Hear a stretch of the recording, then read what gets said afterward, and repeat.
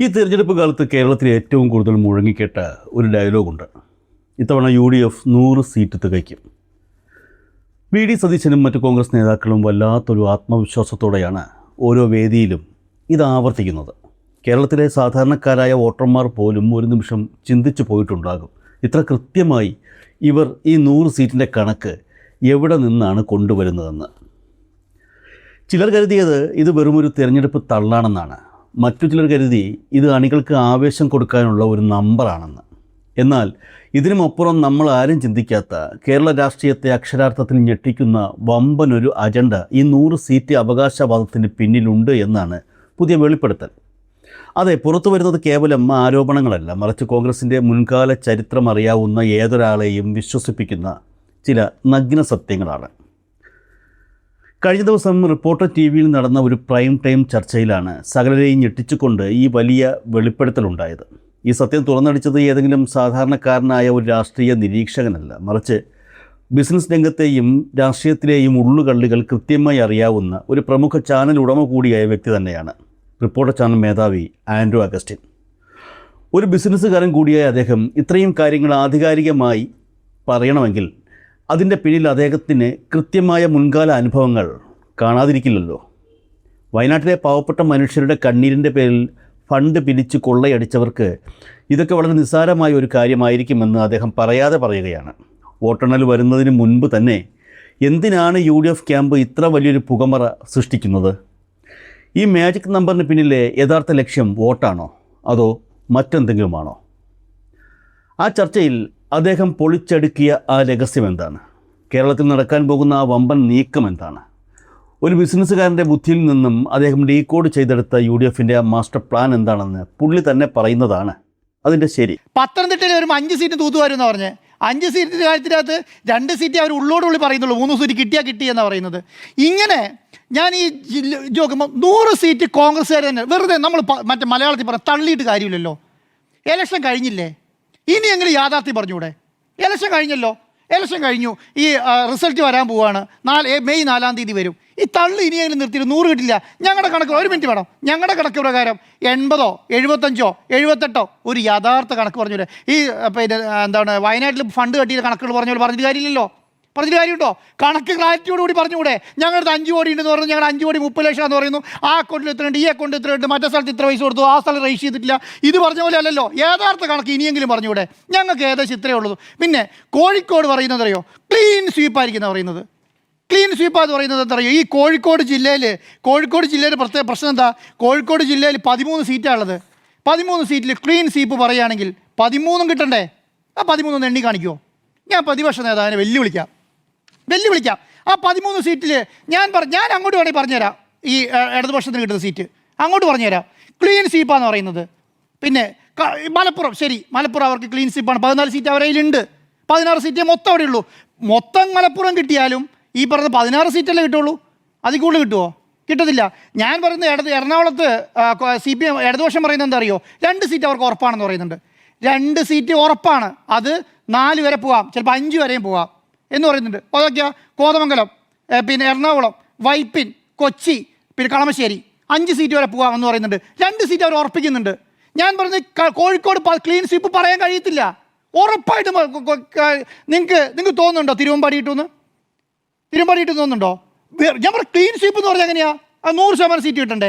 അങ്ങനെ കിട്ടുമോ? കിട്ടത്തില്ല. അപ്പം വെറുതെ നമ്മളിങ്ങനെ തള്ളിയിട്ട് ഞാൻ പറയുന്നത് ഞങ്ങൾ ചിലപ്പോൾ ഒരു 5 സീറ്റ് 75 സീറ്റ് വരെ അധികാരത്തിൽ വരേക്കാം, 78 സീറ്റ് വരെ അധികാരത്തിൽ വരാം. ഒരു രാഷ്ട്രീയ പാർട്ടി ആയിക്കഴിഞ്ഞാൽ കേരളത്തിൻ്റെ നേതൃത്വം വഹിക്കുന്ന ആൾക്കാരുണ്ടല്ലോ. ഒരു രാഷ്ട്രീയ, ഞാൻ പറഞ്ഞ CPM-ൻ്റെ UDF-ൻ്റെ എന്നുള്ള അർത്ഥത്തിലല്ല, ഇടതുപക്ഷത്തിൻ്റെയും UDF-ൻ്റെ അർത്ഥത്തിലല്ല. ഒരു രാഷ്ട്രീയ പാർട്ടി എന്ന് പറഞ്ഞാൽ ഇലക്ഷൻ കഴിഞ്ഞാൽ കൂട്ടിക്കിഴിച്ച് കാര്യം പറയാൻ പറ്റണം. അത് പറയില്ല. പഞ്ചായത്ത് ഇലക്ഷൻ പോലെയല്ല. പാർലമെന്റ് നിയമസഭാ ഇലക്ഷനും പാർലമെന്റ് ഇലക്ഷനും പറയാൻ കഴിയണം. കൂട്ടിക്കിച്ച് പറയാൻ യാഥാർത്ഥ്യത്തോട് യോജിച്ച് നിൽക്കുന്ന രീതിയിൽ പറയാൻ പറ്റണ്ടേ? അല്ല, ആരും പറയുന്നില്ല. ഞാൻ പറയുന്നത് അറിയാം, അത് പറയുന്നില്ല എന്നുള്ള കാര്യത്തെക്കുറിച്ച് ഞാൻ പറയുന്നത്. പിന്നെ ഞങ്ങൾ 100 സീറ്റിൽ അധികാരത്തിൽ വരും എന്നുവരെ പറയാം, മെയ് 4 വരെ പറയാം, അതിനൊരു തെറ്റുമില്ല. ഞങ്ങൾ 100 സീറ്റ് ഞങ്ങൾ പറഞ്ഞു മാറ്റി പറയാൻ കഴിയില്ലല്ലോ. പക്ഷേ എന്താ, നമ്മൾ ഇത് വെച്ചിട്ടൊരു കണക്കുണ്ടാക്കിയിട്ട് ഇതാണ് കേരളത്തിൽ നടക്കാൻ പോകുന്നത് എന്ന് പറഞ്ഞ് കേരളത്തിൽ പിരിവ് നടത്തിയിട്ട് കാര്യമില്ല.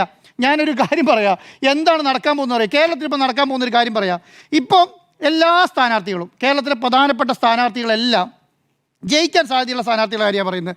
എന്താ സംഭവിക്കുന്നത്? സ്ഥാനാർത്ഥികളെല്ലാം പറയുന്നത് ഞങ്ങൾ ഭയങ്കര ഏത് ഓരോ വ്യവസായികളെയും ഓരോ പ്രധാനപ്പെട്ട ആൾക്കാരെയും കണ്ടിട്ട് പറയുന്നത് എന്താണെന്നറിയോ, ഭയങ്കരമായിട്ട് പൈസ ചിലവായി, മനസ്സിലായോ, നമ്മളൊക്കെ തകർന്നിരിക്കുകയാണ്, എല്ലാവരും സഹായിക്കണം എന്ന് പറയുകയാണ്. അപ്പോൾ എന്താ സംഭവിക്കുക? ജയിക്കാൻ സാധ്യതയുണ്ട് എന്ന് തോന്നുന്നവർക്കെല്ലാം ഈ വ്യവസായികളുടെ പൈസ മേടിക്കാൻ പറ്റും, മനസ്സിലായോ? ഇപ്പോൾ കോൺഗ്രസ്സിന് പൈസ മേടിക്കാൻ പറ്റിയ നല്ല സമയമാണ്. എന്താ, ഞങ്ങളാണ് അടുത്ത അധികാരത്തിൽ വരാൻ പോകുന്നത്, അതുകൊണ്ട് എന്താ ഞങ്ങളുടെ കയ്യിൽ പൈസ ഇല്ല, കാരണം ഞങ്ങളാകെ ഏത് ഇലക്ഷനിൽ ഞങ്ങൾ ഉദ്ദേശിക്കാൻ കൂടുതൽ പൈസ ചിലവായി, അതുകൊണ്ട് മാക്സിമം പൈസ തന്നോളൂ എന്ന് പറയാനുള്ള അത് ഒരു മാസം നന്നായി കളക്ട് ചെയ്യുക എന്നുള്ളത് മാത്രമേ നടക്കുള്ളൂ. അല്ലാതെ ഈ പറഞ്ഞ പോലെ ഞങ്ങൾ 100 സീറ്റിൽ അധികാരത്തിൽ വരാം, ഈ 100 സീറ്റിൽ അധികാരത്തിൽ വരികയാണെങ്കിൽ ഞാൻ ഈ പറഞ്ഞ ജില്ലകളുണ്ടല്ലോ, ഈ പറഞ്ഞ 5 ജില്ലകൾ, ഈ 75 സീറ്റുള്ള 75 സീറ്റ് കൈവശം വെച്ചിരിക്കുന്ന 5 സീറ്റുകൾ, ഈ 5 സീറ്റുകളിൽ എന്തെന്ന് പറയണം? ബാക്കി ഞാൻ വേണമെങ്കിൽ ബാക്കി ഈ പിന്നെ പ്രതിപക്ഷ നേതാവ് പറഞ്ഞ 5 സീറ്റ് ഉണ്ടല്ലോ, ഈ അവർ ജയിക്കുമെന്ന് പറഞ്ഞേ 5 ജില്ലകൾ, 5 ജില്ലകൾ, ഈ 5 ജില്ലകളിൽ ഏതൊക്കെ സീറ്റ് ഇടതുപക്ഷത്തിന് കിട്ടുന്നു ഞാൻ പറഞ്ഞുതരാം. ക്ലീൻ സ്വീപ്പ് പറഞ്ഞാൽ ഈ 5 ജില്ലകളിൽ ക്ലീൻ സ്വീപ്പ് ഇല്ല എന്നും ആ സീറ്റ് ഏതൊക്കെ കിട്ടുമെന്നും നമുക്ക് പറഞ്ഞുതരാം, നമുക്ക് പറയാം, ക്ലാരിറ്റിയോട് പറയാം. എനിക്ക് മാത്രമല്ല നിങ്ങൾക്ക് എല്ലാവർക്കും പറയാം. അപ്പോൾ വെറുതെ നമ്മളിങ്ങ് വന്നിട്ട് 100 സീറ്റ് കിട്ടാൻ പോവാണ്, 100 സീറ്റിൽ ഞങ്ങൾ അധികാരത്തിൽ വരാൻ പോകുന്നു, ഞങ്ങൾ ഏത് മുഖ്യമന്ത്രിയാണെന്ന് ചർച്ച തുടങ്ങി എന്നൊന്നും പറഞ്ഞിട്ട് കാര്യമില്ല. പിന്നെ ഒരു കാര്യം കൂടെ പറഞ്ഞ് അവസാനിപ്പിക്കുക സാറേ, എന്താണ് ഈ പിണറായി വിജയൻ്റെ മുഖം വെച്ചു എന്തോ വലിയ പ്രശ്നമാണെന്ന് പറഞ്ഞത്. അത് പിണറായി വിജയൻ്റെ മുഖം വെക്കാൻ ഒരാൾ ആ പാർട്ടിയിലുള്ളതുകൊണ്ടാണ്. നിങ്ങൾക്ക് ഞാൻ പറയാം, ഉമ്മൻചാണ്ടിയുള്ള കാലത്ത് ഉമ്മൻചാണ്ടിയുടെ മുഖം വെച്ച് മാത്രമേ ഈ 2016 ഇലക്ഷൻ നേരിട്ടുള്ളൂ.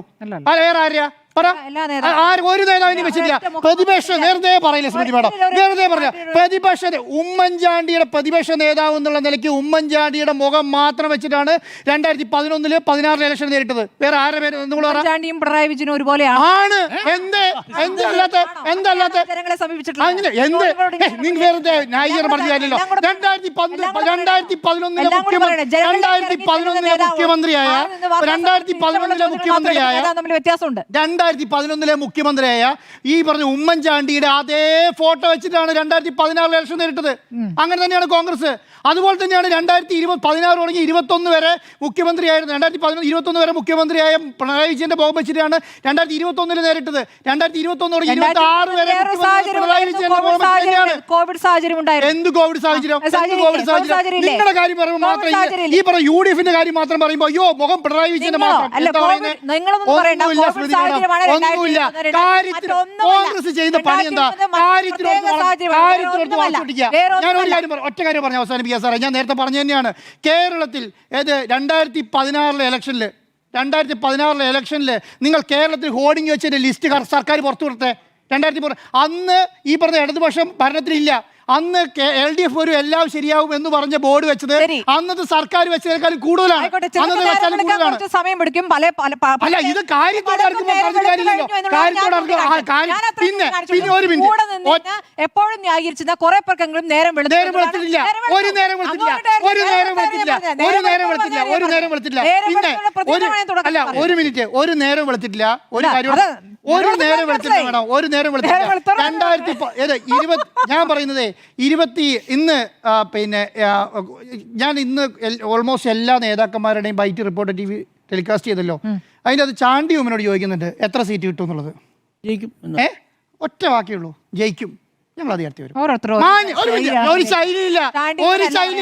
ചാണ്ടിയുന് ഒരു പിരിവിന്റെ ഉദ്ദേശമില്ല, അത്രേ ഉള്ളൂ. ചാണ്ടി ഊതിന് പിരിവിന്റെ ഉദ്ദേശമില്ല. പിരിവിന് ഉദ്ദേശമുള്ളവരൊക്കെ നല്ല റേഡിച്ച് പറയുന്നത് മോശം പ്രതികരണമാണ്. മോശമൊന്നല്ല.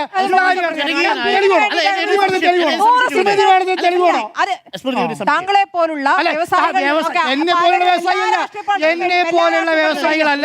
വളരെ മോശമായി പിരിവിന് വേണ്ടിയാണ്. വളരെ മോശമാണ്. 2011 മുതൽ 16 വരെ ജനകീയനായ മുഖ്യമന്ത്രിയായിരുന്നു ഉമ്മൻചാണ്ടി. എന്താ തോറ്റുപോയത് 2016? എന്തായിരുന്നു ഇത്രയും വോട്ട് നഷ്ടപ്പെടാൻ? 91 സീറ്റുകൾ നഷ്ടപ്പെടാൻ കാര്യം എന്താ? അല്ല, എന്തായിരുന്നു കാരണം? എന്തായിരുന്നു? ഭരണ മികവായിരുന്നു. അങ്ങനെ സ്മൃതിക്കൊണ്ടോ? നിങ്ങൾ ഉണ്ടാക്കിയ വിവാദങ്ങൾ എന്തൊക്കെയായിരുന്നു? വിവാദം മാത്രമായിരുന്നു.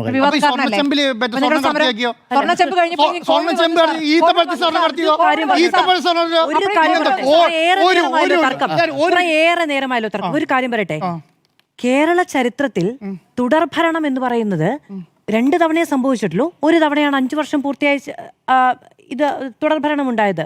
അങ്ങനെ ഒരു സർക്കാരിന് ഈ പറയുന്നത് പോലെ എന്താ പറയുക, ഭരണവിരുദ്ധത ഇല്ല എന്നുള്ളത് കൊണ്ട് മാത്രം അധികാരം തുടർച്ച ഉണ്ടാവുകയാണെങ്കിൽ കേരള ചരിത്രത്തിലെ ഇതുവരെയുള്ള സർക്കാരുകളുടെ അങ്ങോട്ടും ഇങ്ങോട്ടുമുള്ള മാറ്റം ഇപ്പൊ നോക്കൂ, VS അച്യുതാനന്ദന്റെ സർക്കാർ തോറ്റുപോയില്ലേ? മോശം സർക്കാരായിരുന്നു എന്ന് പറയുമോ? പാർട്ടിക്കുള്ളിലെ വിഭാഗീയത. ഒന്നുകൂടി പറയൂ, ഒന്നുകൂടി പാർട്ടി വിഭാഗീയതയാണ്. അല്ല, അതിനു മുൻപ് CPM-ന് എത്ര മുഖ്യമന്ത്രിമാരുണ്ടായിട്ടുണ്ട്?